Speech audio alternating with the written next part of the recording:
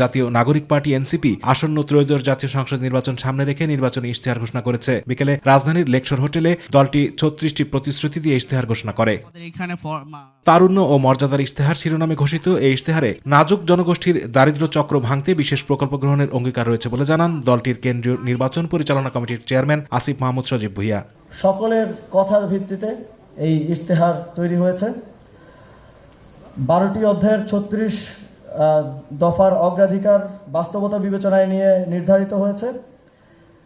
NCP এবং NCP সাথে যেই 11 দলীয় ঐক্য, সেই ঐক্য ক্ষমতায় গেলে আইন, নীতি ও প্রশাসনিক সংস্কারের মাধ্যমে এই অঙ্গীকার বাস্তবায়নে আমরা দায়িত্বশীল ভূমিকা পালন করব।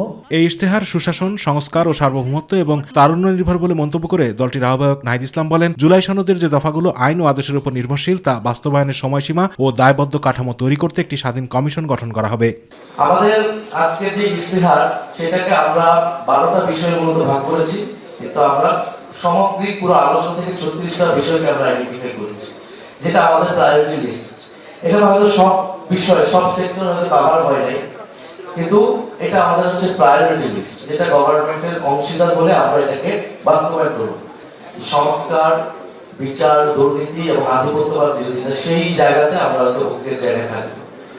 ফলে এ কারণে এনসিপি তাদের নিজস্ব ইশতেহার দিচ্ছে, যেটা সে বাস্তবায়নের জন্য বদ্ধপরিকর থাকবে। জুলাইয়ে সংগঠিত গণহত্যা, শাপলা গণহত্যা, বিডিআর হত্যাকাণ্ড, গুম ও বিচার বহির্ভূত হত্যা সহ আওয়ামী ফ্যাসিবাদের সময় সংগঠিত সব মানবতাবিরোধী অপরাধের দৃষ্টান্তমূলক বিচার নিশ্চিত করা হবে এবং একটি ট্রুথ অ্যান্ড রিকনসিলিয়েশন কমিশন গঠন করা হবে বলেও জানান দলটির নেতারা।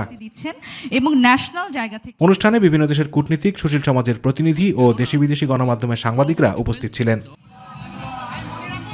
আতিকুর রহমান তিতাস, মাই টিভি।